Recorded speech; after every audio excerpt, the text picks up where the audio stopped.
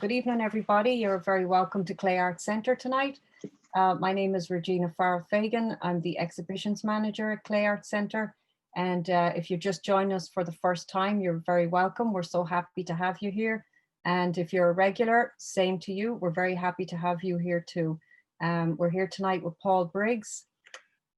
Paul is originally from New York. He's from the Newburgh area. Right now, he is based in Massachusetts. He is presently an associate professor of art education at the Massachusetts College of Art and is director of the historical Saturday Studios program. So Paul, I'm going to let you take it away. Thank you so much.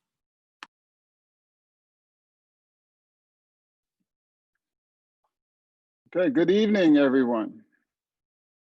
I'll say great to see you anyway, although I obviously don't see anyone. But I appreciate you coming out tonight. Thank you, Regina, for your support and your great introduction.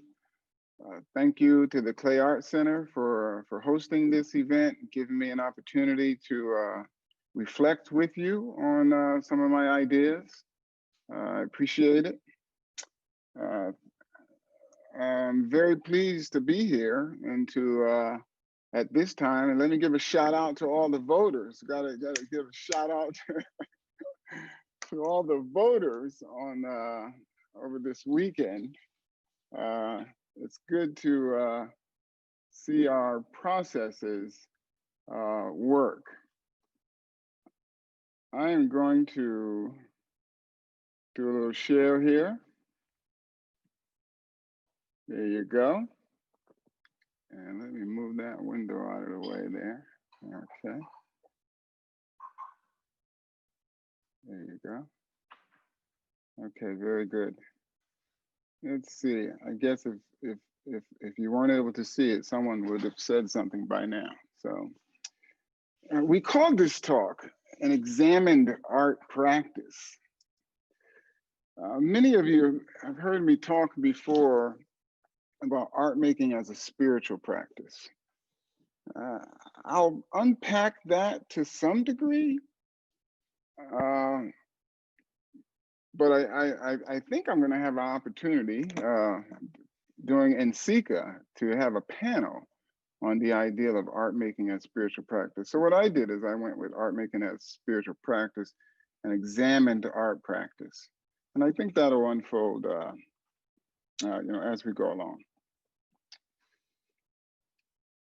So I think this quote from Martin Puryear definitely informs my thinking. I'm always trying to philosophize concretely, to materialize an idea that I have.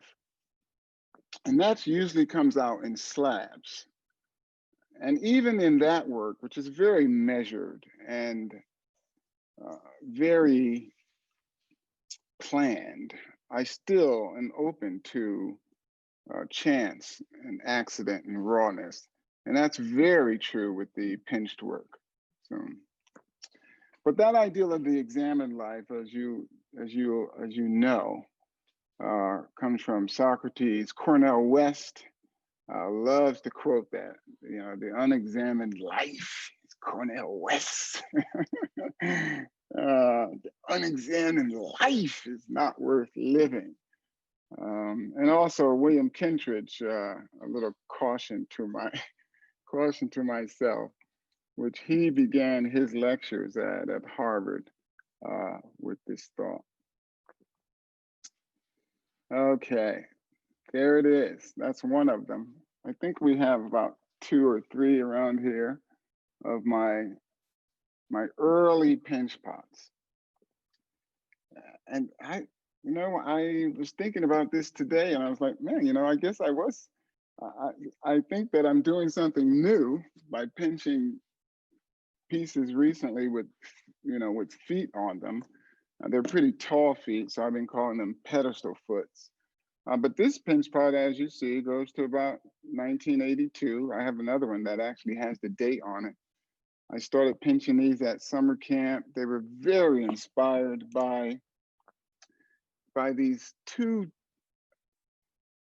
Chinese tea bowls that I saw in Glenn Nelson's A Potter's Handbook. That takes me way back. And that book, there was a red raku bowl and a black raku bowl. And I just remember I was in high school and they just grabbed me with that monumentality that you see in those forms. They just hovered there, you know, in the space that they were in.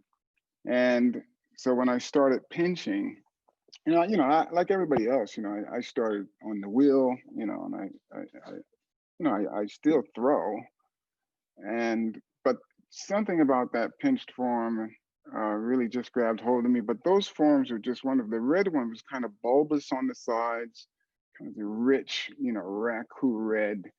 And then that foot, it's just, barely there, so obviously I was mimicking what I saw there. And then I didn't realize also early on, I was pinching into the pinch pots.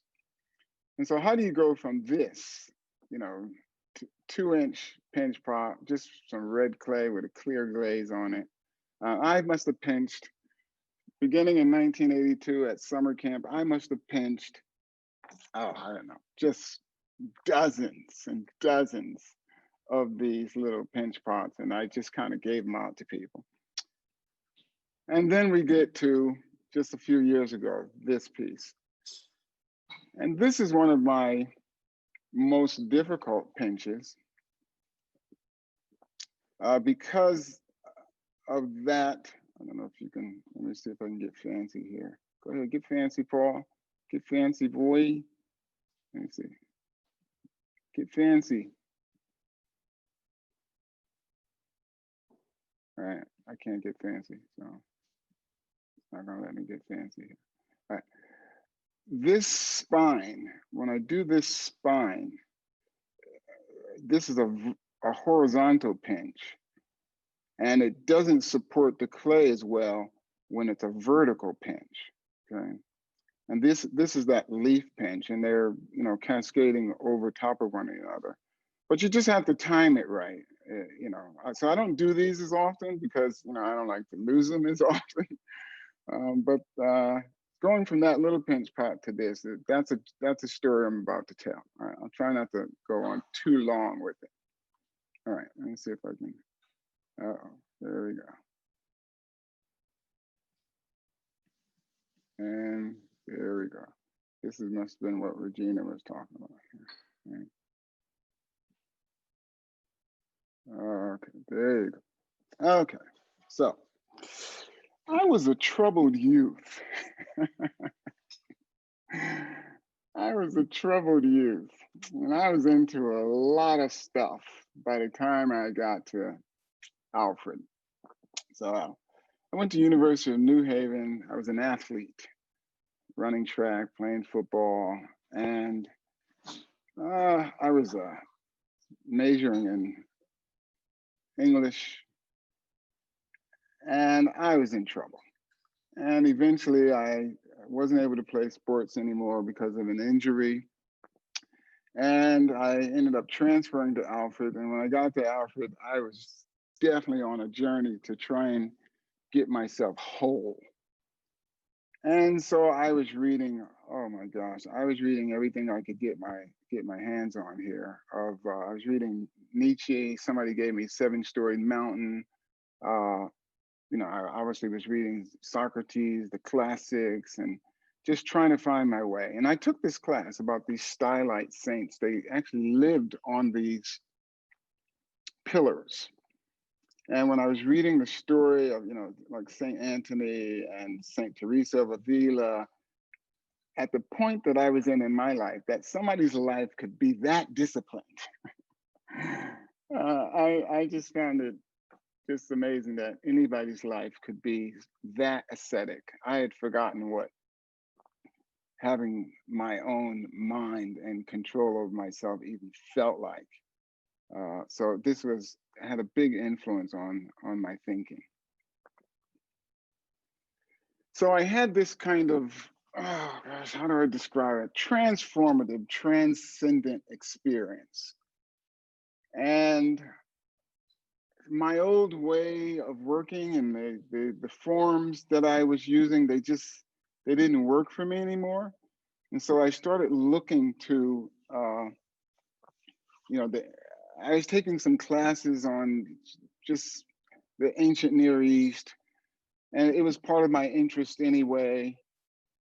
I started looking for my forms within these ancient forms. So here we have this Jewish incense altar from Megiddo, Jewish ossuary, and I just love these bone boxes, and of course these pylons and obelisks. These forms, they were forms that expressed the spirituality of these various groups.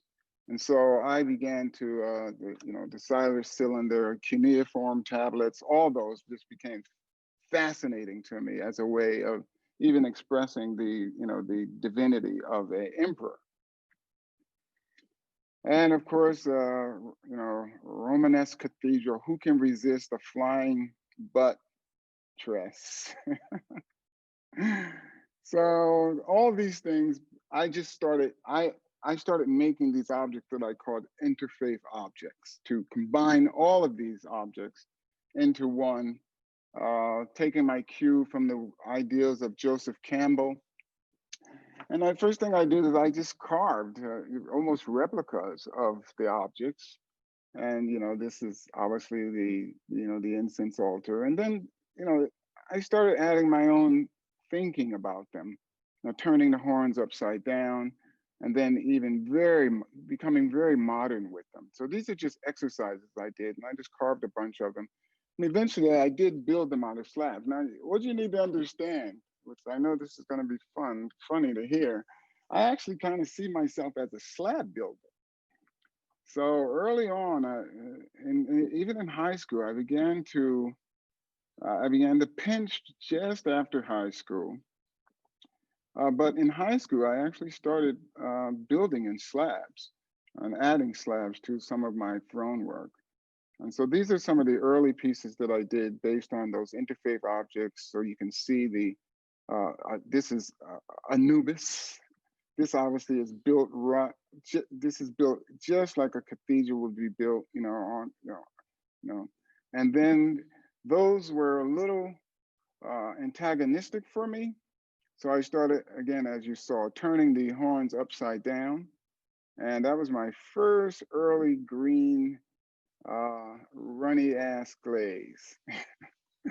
So I built these objects, but I was pinching the whole time. I would pinch while my slabs were stiffening. And here, actually, I was teaching this throwing class. I remember this was at Penn State? I think I was at Penn State. I was teaching this throwing class, and I would sit and pinch while I was teaching kids to throw. And those are some of the glazes from that shop. I remember that. Brancusi, big influence, as a slab person, just the way Brancusi used planes and the way Brancusi stacked items. So I was pinching these pinch pots, and I was building these slab pieces. This one is based on, I was in Boston at this time. So this piece, if you turn it on this side and it stood up, right, it would be a tombstone. So this is when my children started saying, "Daddy's getting into death." So I of course made it a lot thicker. But the ideal here was to combine the pinching with the slab work in some way. So when I first started doing it, I thought of them as kind of symbiotic. But for me, these altar pieces gave too much ascendancy to the pinched work. I wanted in my mind, they both existed within me at that same rate, at that same level of how they compelled me. And so I just wanted something a little more balanced. And so this is the first hypostasis. it's a term that has to do with getting to the essence of being.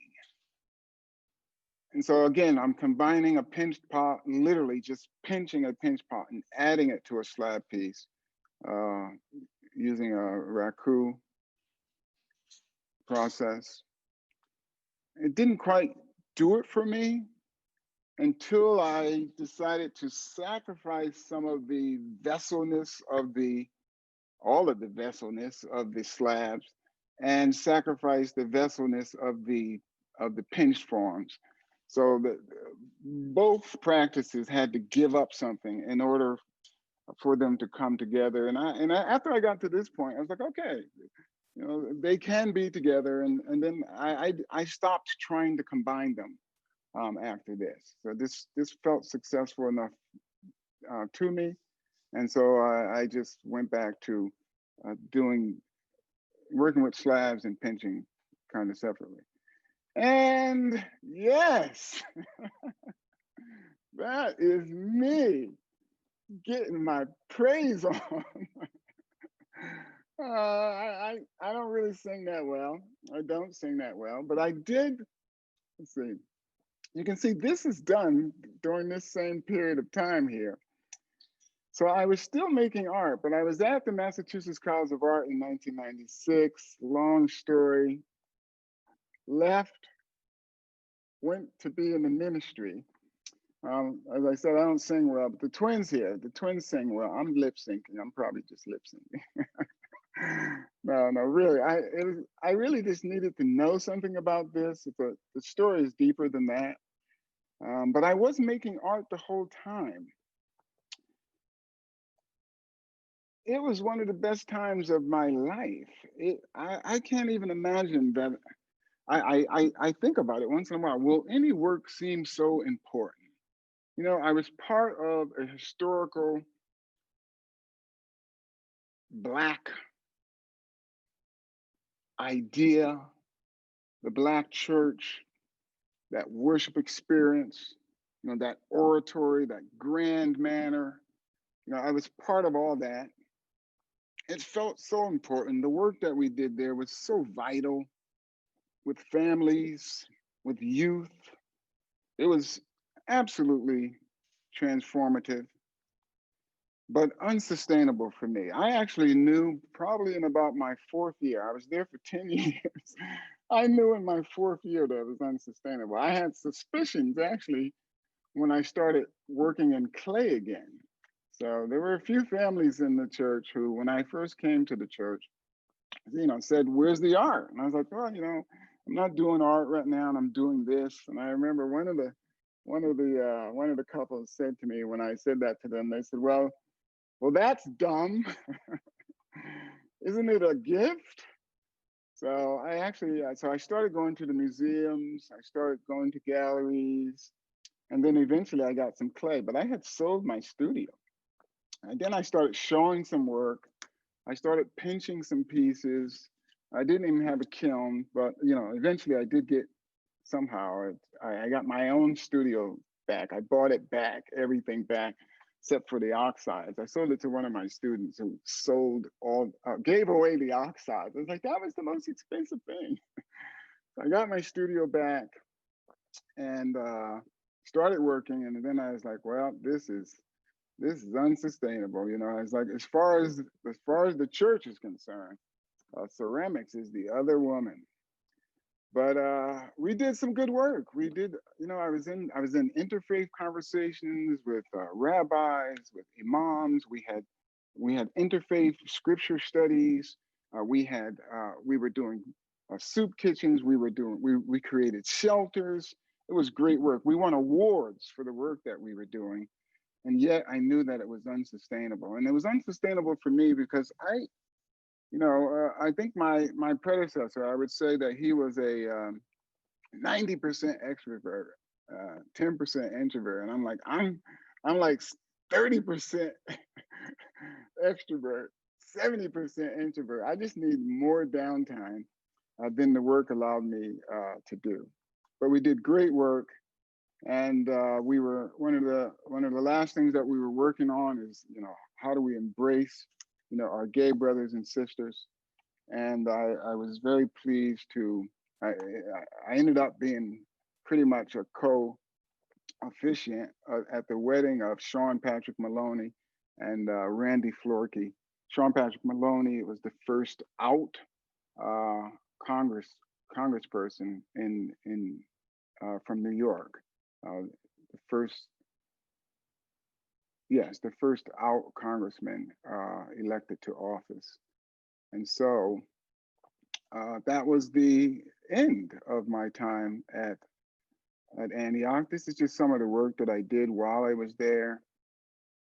These I don't even try to remember if I even kept any of these pieces. These were practice pieces. Uh, there, you know, all my pinch work is pretty much out of one piece. And I remember when I first started trying to pinch these pieces, I couldn't do it. And then I had them in my sketchbook and I started trying to pinch them and I just couldn't do it.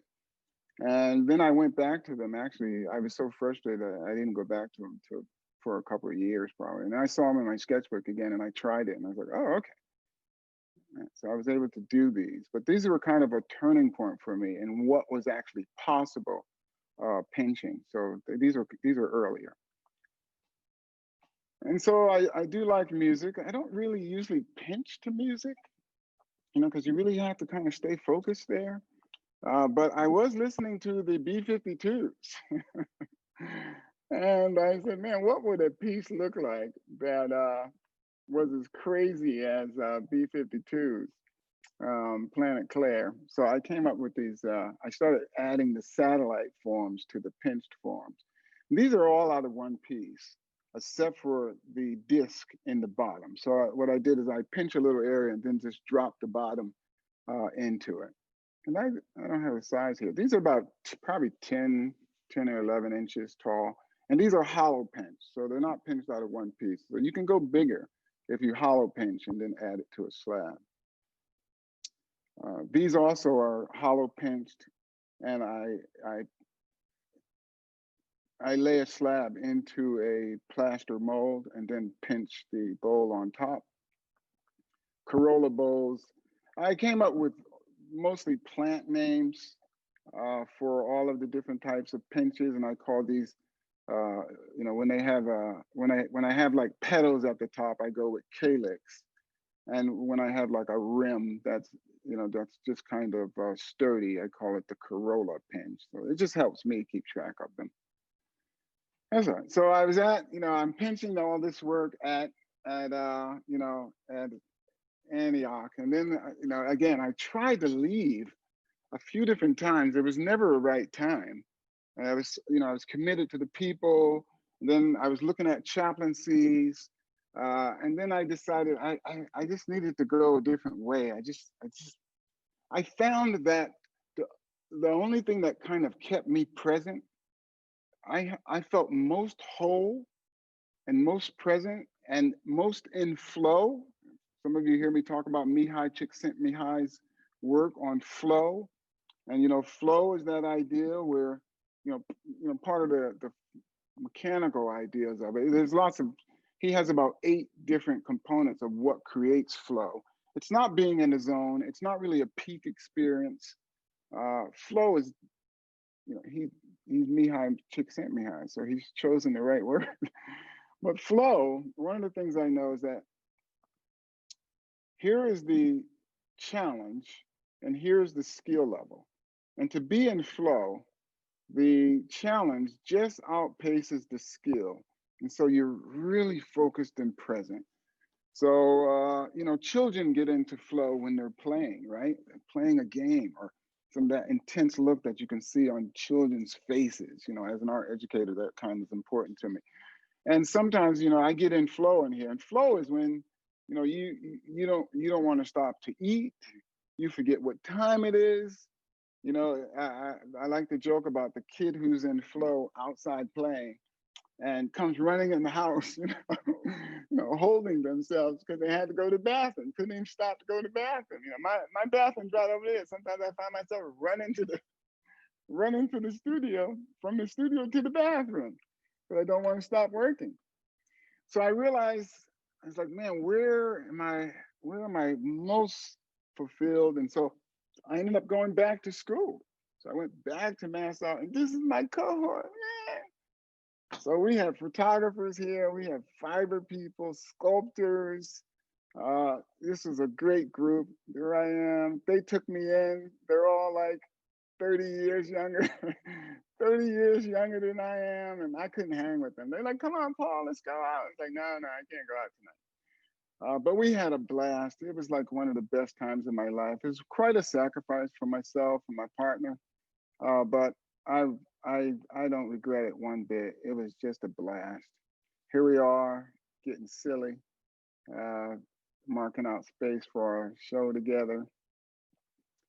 This is my thesis show for my MFA. So again, slab builder, sculptor. This is one of the first political pieces that I did, actually. I was mostly dealing with internal things, spirituality. Let me see, look at my time. All right, I'm good. This is a piece here. I should have included a slide of this piece, but because they were younger, this is 2014, 2015, really the height of the Black Lives Matter movement. And so, people were getting shot down in the streets, the officers were getting off. It was unbelievable time. It was so sad. It was so heartbreaking. And some of my younger peers started to ask, well, how did things get this way? How I can't believe this. How did this happen? And I was like, wow, you are young, huh? I was like, we created this world that we're in. We worked up to this present leadership that we have. We honed that. We put up signs around water fountains. We put signs up in buses. We put, disenfranchisement was just built into the system. We had it on syrup. We had it on hominy grits. We had it on oatmeal. All these derogatory images. It was on soap. Every aspect of society. I remember I was doing some research when I was at Penn State. It said, maybe I better not call the magazine. It was one of those magazines that put models on the front. And I remember I have to go pull my dissertation out. But I remember them saying, we would put more images of Black models on our cover if our sales didn't go down. I was like, now, see, if y'all had just taken the hit, then everybody's doing it now, right? If you had taken the hit then, we wouldn't be in this situation. So I made this piece called Judges, Benches, Pews. You can see the scale of it here. Judges, benches, and pews. And what this had to do was my own experience being in a mixed heritage relationship and marriage. So judges had to do with, I was thinking about these systems that we have of traditions that were failing us. And the court system was one of the primary things that was failing us at that time. As I said, I had a great time, when I was a pastor. But we had a lot of work to do as well, right? I was like, I want things to be as such that everyone can feel comfortable in the context. I said to my students the other day, it's like, all right, so here we are, we're ready to celebrate the election. And I said, now, if there was a red student among us, would they feel free to share that, or would they feel threatened? I know this is pushing it far, right? But we got to get to the point where we can all be comfortable. I was like, there was just a few years ago. So you all in your Zoom meeting, I said, you all have they and them, behind your names. A few years ago, poor Matthew Shepard was being beat to death. And now we're all doing they, them. And when you ask your students to put they, them. So we have a long way to go, but we can get there. But this piece, Judges, Benches, and Pews, had to do with the failing court system. I was going to do 9, but then Antonin Scalia died. So I just stopped at 8.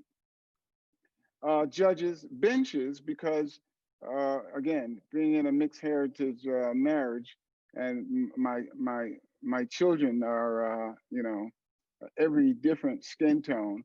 And the joke was that when we went out to the park and sat on a bench, walking to the park was like a civil rights march, and sitting on a park bench was like a sit-in. So judges' benches and pews, of course, talking about pews that you might find in any house of worship, things that seemed like they should add stability, but did not.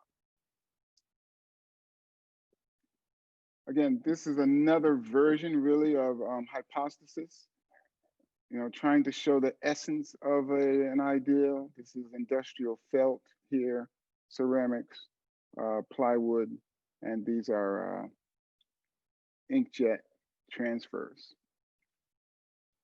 Again, I was always questioning traditional forms of spirituality, and these, okay, this thing has a mind of its own. These are tondos, or at this scale, they would actually be rondos. I'm sure you recall that those round paintings that you have in the Renaissance would be called tondos, and they usually had pictures of the Holy Family on them. So this is my secular spirituality tondo. I started thinking about this ideal of a secular spirituality. I didn't coin that. The Dalai Lama actually started talking about it first, the secular spirituality. Harvey Cox within Christianity. I can't remember the rabbi that was talking about it. Deborah Copperman, reclaiming the spiritual in art. They were talking about it. And so I started toying with this ideal of a secular spirituality.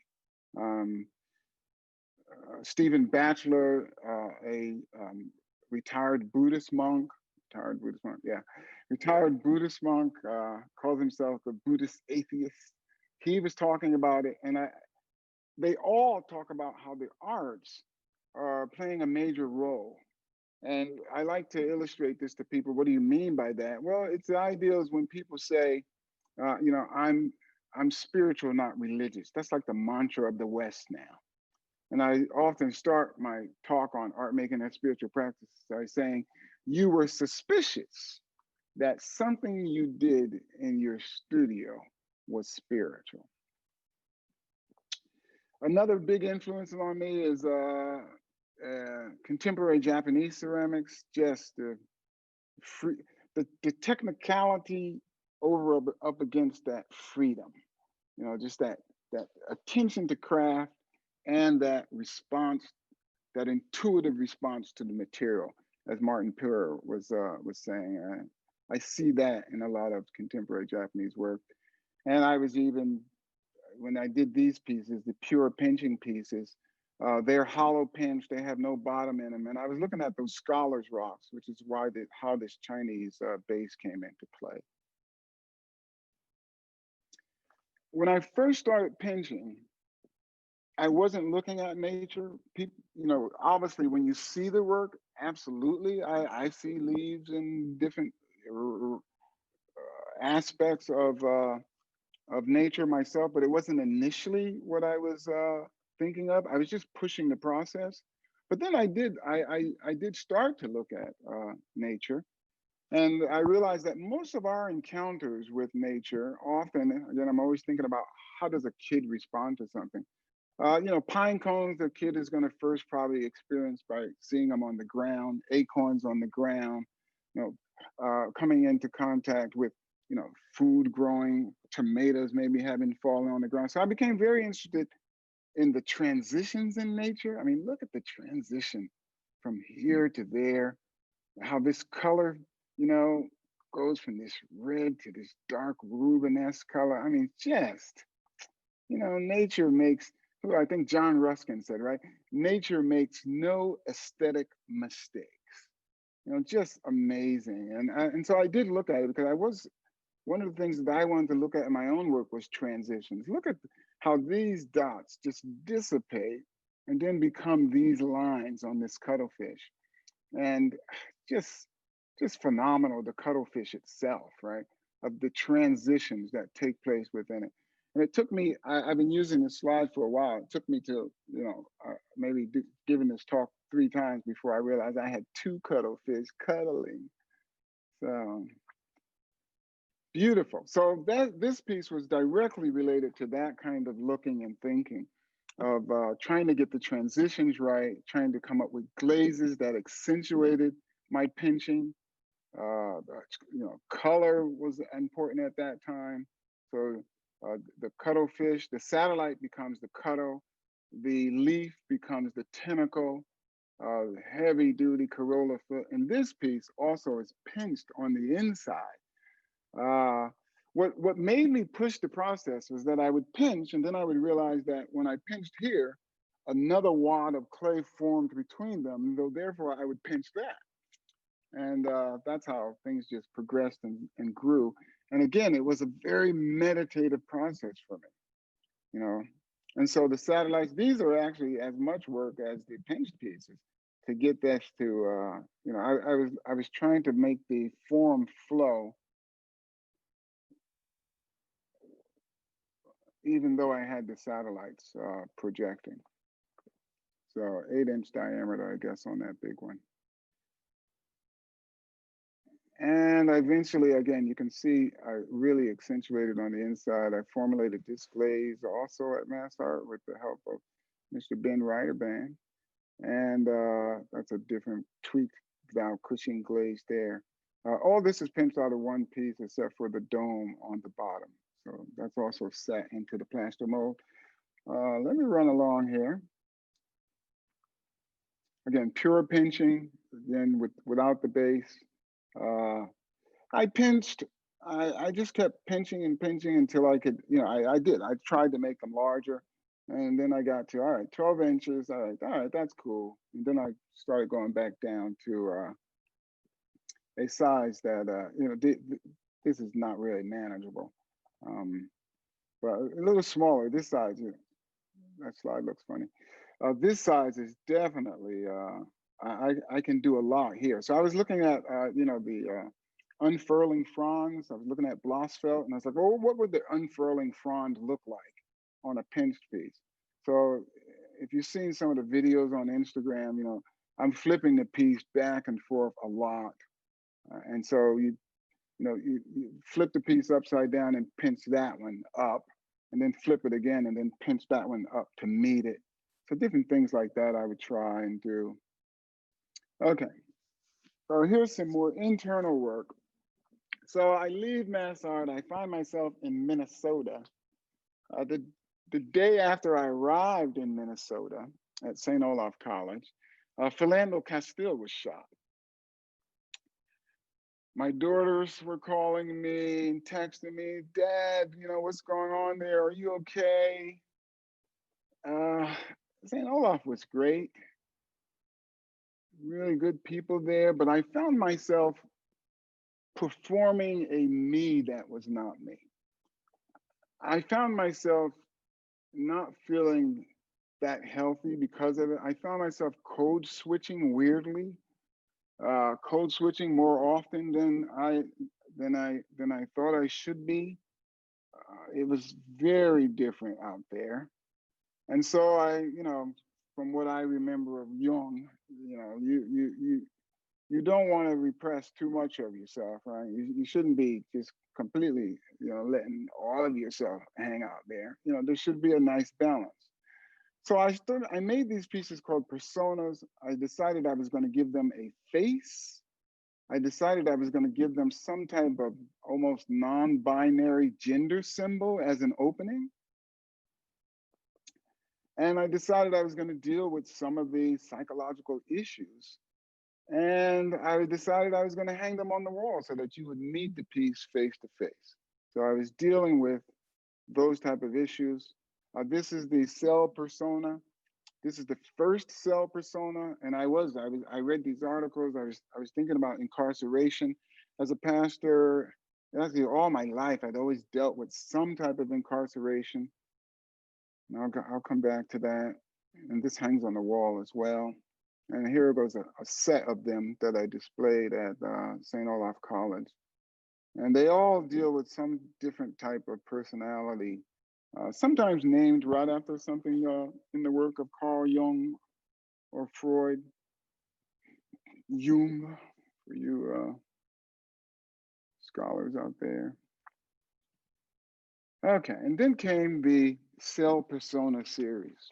Okay, so I'm pinching pieces, I do these cells, and then again, Black Lives Matters continues to build, police violence on Black bodies continues to build.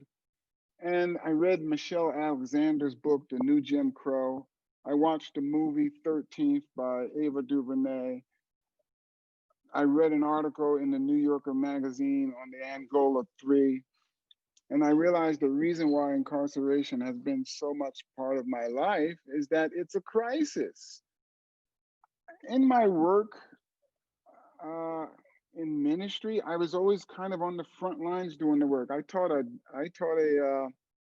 what was the name of the class I taught? I taught an art class at the women's prison um, down the road from the church.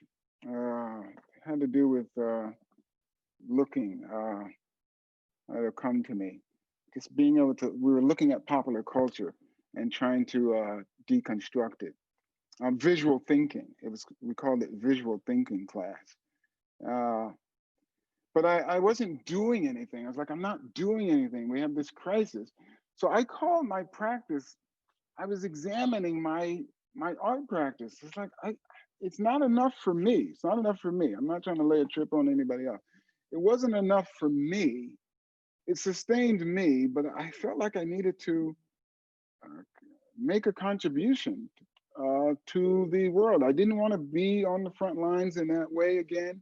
It was unsustainable for me. It took a lot out of me. So I wrote this grant to make these 25 pieces because there's this wonderful quote from Obama who says, America is 4% of the world population, but it has 25% of the world's prisoners. Think about that. And I did. So I was like, all right, I'm gonna make 25 of these pieces. They're all gonna be dealing with some theme that I read in Michelle Alexander's book or saw in the movie. And I decided I wasn't gonna, you saw my earlier slab work, right? It's just so ski jet and clean. And I was like, I can't work that way. And I wanna, Michelle Alexander's work pulls the wool off of everything. So I decided to leave everything open. I was also reading Bachelard's Poetics of Space. And so I just wanted to, this continuum of inside and outside. So I was looking at all those things.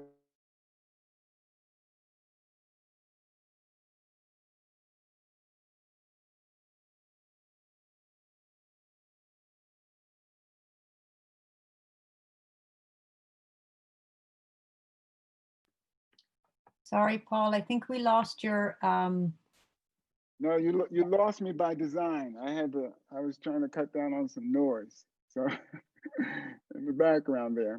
And okay. so I made these pieces. This is recidivism. This is probation. And this is the whole installation of the 25. Actually, it's more than 25 here. Obviously I make 30 something and choose 25. That's what I've been doing lately. This is the first set that I made at the Northfield Arts Guild. This is that same set installed differently at Freeman Bender. So a little different feeling. I was creating these cell blocks. Okay. I always thought that I wanted to see them a little tighter in the installation. I do like this installation a lot.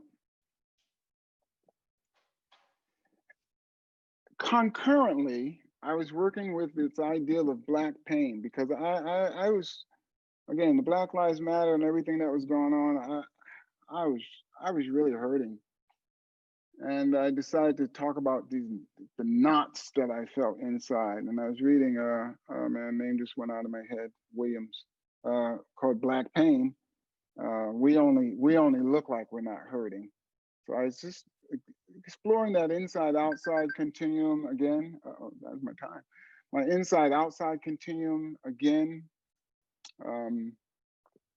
Of the knots on the inside, knots on the outside of the piece. These hang on the wall. They also sit in space. They also can exist in the round. And then that went completely in the round recently with this work that I made.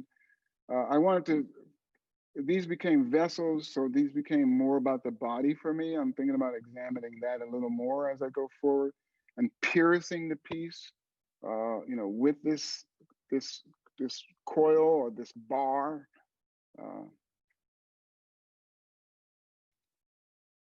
And I love these. I love what happens with these pieces, that, these knots, they move around until you fire them. And then when you glaze them and you fire them, they move more inside the kiln. It's kind of exciting, that, again, that raw thing that happens that I don't have much control over. So, and this is the second set of cells that I did. And I just finished those probably, a couple of, not even definitely not a month ago, maybe a few weeks. They just mailed out like days ago. And I haven't seen them up. This is them. They're laid out on my studio floor. I had to get a look at them, and then I sent them out. I didn't have the wall space to put them all up. They're very different actually than the other ones. I dealt with some specific issues. Like this is Khalif Browder, who was incarcerated and then eventually hung himself. So I deal more specifically with the specific historical ideas in these pieces.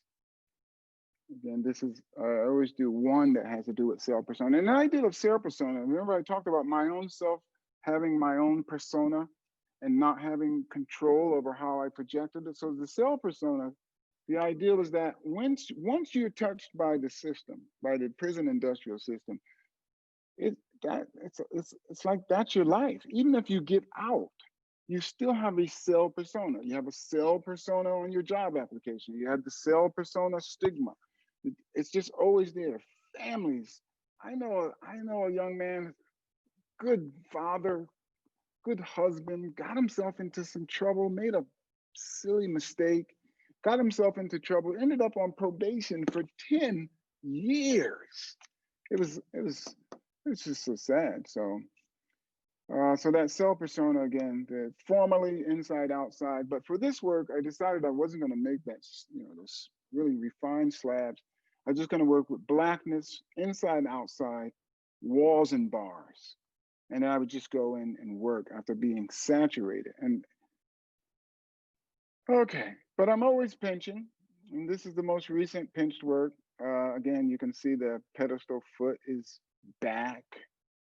I was looking at Jomon pottery. If you've seen the Jomon period, the way the pieces kind of flare up, they call them flame pots, actually. So I was looking at those. They've come to influence these pieces. Then same ideal here. This is like a Kyla Toomey glaze. This is a Jeremy Ayers glaze. This is my own glaze. That pedestal foot, the ivy pinch of this ideal of these cascading leaves. And that would do it. Eat the fruit of my words and toss the peelings. Thank you so much. That's it. I was only a few minutes over there, Regina. Hey, you did pretty good. Thank you so much. That was awesome. Paul, thank you so much for everything tonight. I think that we're going to wrap it up. That was an amazing presentation. Thank you so much for sharing. Thank you. You're welcome. Very welcome. Very welcome. Thank you, Regina. Yeah, you're getting a lot of thank yous here. I'll just let them come up here for a minute. And thank you everybody for joining us. Thank you, everyone. Yeah, thank you for joining us at Clay Art Center tonight. We really appreciate you coming on here tonight. Everyone saying how inspiring it was and what a wonderful presentation it was. So thank you again, Paul. I really appreciate it. Everyone's trying to get the last thank yous in. Yeah, thank you. I'm encouraged. Yeah. Thank you very much. Great. Okay. Thank you very much. Yes, shalom. Manishma. We're going to end it there and appreciate it. And I hope to see people back here for our next presentation with Shana. And thank you again, Paul. Good night. Okay, good night. Thank you. So long.